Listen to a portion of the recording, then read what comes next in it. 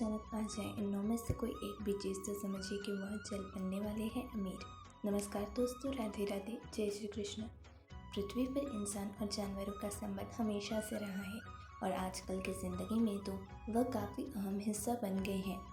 आपने अक्सर घरों में देखा होगा कि अचानक से कुत्ते, बिल्ली, कबूतर, चमगादड़, चूहे आ जाते हैं। साथ ही बहुत से लोग कुत्ता, बिल्ली आदि जानवरों को पालते भी हैं, लेकिन ज्योतिष शास्त्र के मुताबिक में कुछ जानवरों का घर आना अच्छा संकेत नहीं माना जाता है, क्योंकि इनके आने से न केवल धन की हानि होती है बल्कि स्वास्थ्य के लिए भी हानिकारक होता है और नकारात्मक शक्तियाँ हावी होती है। ज्योतिष शास्त्र में यह भी बताया गया है कि जीव जंतुओं का घर में अचानक आना भविष्य में होने वाली घटनाओं के बारे में भी जानकारी देते हैं और संकेत देते हैं।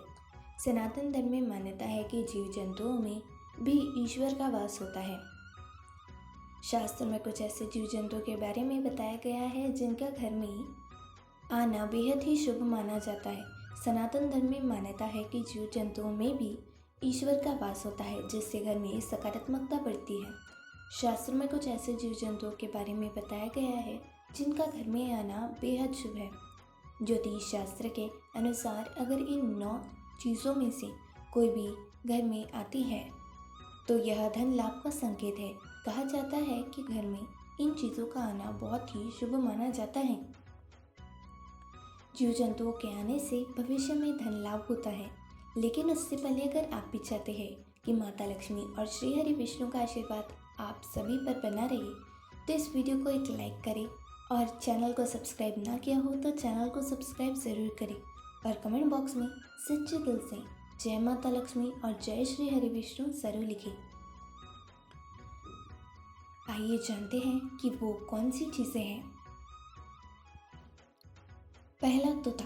शगुन शास्त्र के अनुसार अचानक घर में तोता का आना और फिर वापस चले जाना शुभ संकेत देता है। दरअसल इसका संबंध धन के देवता कुबेर से है। इसे कामदेव का वाहन भी कहा जाता है। ऐसे में तोता शुभता का प्रतीक माना जाता है। वही ज्योतिष इसका संबंध बुध ग्रह से बताया गया है। बुधदेव वैभव के प्रतीक माने गए हैं। ऐसे में तोता के घर में आने से धन लाभ और व्यापार में भी तरक्की होती है। इसके अलावा अटका हुआ धन भी प्राप्ति का भी संकेत माना जाता है और घर में सकारात्मकता बढ़ती है। दूसरा, कछुआ। शास्त्र के मुताबिक कछुए का संबंध भगवान श्री हरि विष्णु के अवतार से है। वास्तु शास्त्र के मुताबिक कछुआ जिस घर में आता है वहाँ की सारी तकलीफें और नकारात्मक ऊर्जाएं नष्ट हो जाती हैं और सकारात्मक ऊर्जा का संचार होता है। शास्त्रों के मुताबिक घर में कछुए का प्रवेश माँ लक्ष्मी के आगमन का संकेत है। साथ ही घर में कछुए का आगमन से सुख समृद्धि और धन दौलत में वृद्धि होती है। तीसरा, दो मुहा सांप। शास्त्र में दो मुहा सांप को माँ लक्ष्मी का वाहन कहा गया है। ऐसे में अगर घर में दो मुहा सांप घर में अचानक आ जाए तो यह इस बात का संकेत देता है कि माँ लक्ष्मी पधारने वाली है। पहले के ज़माने में जब दो मुहा सांप घर में आ जाता था तो उसे लावा, धान और दूध दिया जाता था ताकि वह घर में ही रहे।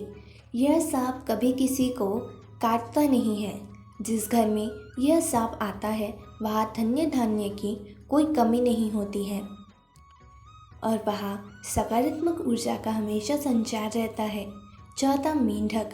चीनी वास्तु के शास्त्र के अनुसार मेंढक को शुभता का प्रतीक माना गया है। चीन में इसे सुख समृद्धि और धन के प्रतीक के तौर पर मान्यता प्राप्त है। ऐसे में मेंढक के घर में आने से सुख समृद्धि में अपार वृद्धि होती है। वास्तु शास्त्र में मेंढक को धन का कारक माना गया है। ऐसे में अगर मेंढक अचानक घर में आ जाए तो समझ जाए कि आने वाले समय में बेहद ही शुभ रहने वाला है और धन आगमन भी होने वाला है। पांचवा, काली चींटी। ज्योतिष शास्त्र के मुताबिक काली चींटियों का संबंध शनि देव से है, जो कि न्याय के देवता माने गए हैं। मान्यता है कि जिस घर में चींटियां कतारबद्ध आती है, वहाँ सुख और ऐश्वर्य की कोई कमी नहीं रहती। वही अगर घर में चींट या मोह में अंडा लेकर आए तो यह शुभता का संकेत है। साथ ही ऐसा होने से घर में आर्थिक संबंधी होती है। इसके अलावा यह स्थिति नौकरी या बिजनेस में आर्थिक स्थिति को समृद्ध होने का भी संकेत देती है। छठवां, उल्लू। उल्लू को वैसे तो माता लक्ष्मी का वाहन बताया गया है, लेकिन घरों में इसका आना अशुभ माना जाता है। हालांकि केवल दिवाली के दिन उल्लू का आना शुभ माना जाता है। इस दिन यह देवी लक्ष्मी के आने का संकेत देता है, लेकिन अन्य दिन यानी सामान्य दिन में उल्लू का घर में आना कई तरह की नेगेटिविटी का आना है। इसके घर में आने से उन्नति रुक जाती है और घर में रहने वाले सदस्यों के बीच लड़ाई झगड़े शुरू हो जाते हैं। अर्थात घर के सदस्यों के लिए यह पैडलक होता है और घर में भी नकारात्मक ऊर्जाएं फैलने लगती है। सातवां, कबूतर। कबूतर एक शांत पक्षी माना जाता है, लेकिन धार्मिक मान्यताओं के अनुसार घर में कबूतर का आना बेहद अशुभ होता है। साथ ही उनका घोंसला बनाना भी नुकसानदायक माना जाता है, क्योंकि कबूतर का संबंध राहु से होता है। उनके रहने से वह जगह पूरी तरह उजाड़ हो जाती है, जिससे नकारात्मक शक्तियाँ घर में प्रवेश कर जाती है। साथ ही घर के सदस्यों को भी असफलताओं का सामना करना पड़ता है। ऐसी मान्यता है कि जब कबूतर हमारे घर में रहने शुरू हो जाते हैं तो आया हुआ धन भी वापस चला जाता है। आठवां, बिल्ली। ज्योतिष में कबूतर की तरह बिल्ली का भी संबंध राहु से माना जाता है। बिल्ली का घर में अचानक आना ही नहीं बल्कि आवाज़ निकलना भी अपशगुन माना जाता है। बिल्ली को हर जगह नकारात्मक शक्ति का प्रतीक माना जाता है, खास तौर पर काली बिल्ली का। हालांकि इसका कोई वैज्ञानिक आधार नहीं है, लेकिन लोक मान्यताओं के अनुसार माना जाता है कि बिल्ली कभी भी सकारात्मक नहीं सोचती, इसलिए बिल्ली का आना घर में अच्छा नहीं माना जाता है और इससे घर में नकारात्मक ऊर्जाएं भी फैलती हैं। लेकिन कई ऐसे देश हैं जहां बिल्ली का आना सकारात्मक माना जाता है, जहां उसे लकी भी माना जाता है।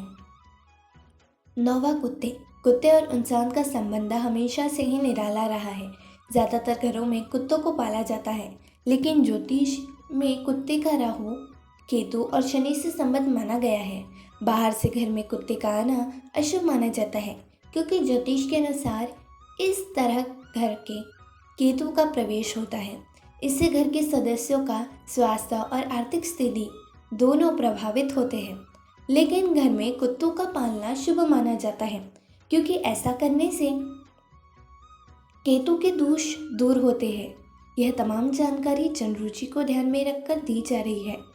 ज्योतिष और धर्म के उपाय और सलाह को अपनी आस्था और विश्वास पर आजमाएं।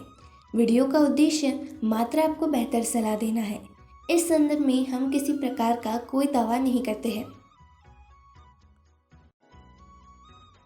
तो दोस्तों, यदि आपको हमारी वीडियो अच्छी लगी हो तो इस वीडियो को लाइक और चैनल को सब्सक्राइब ना किया हो तो चैनल को सब्सक्राइब ज़रूर करें, ताकि हमारी अगली जानकारी आप तक पहुंच सके। धन्यवाद।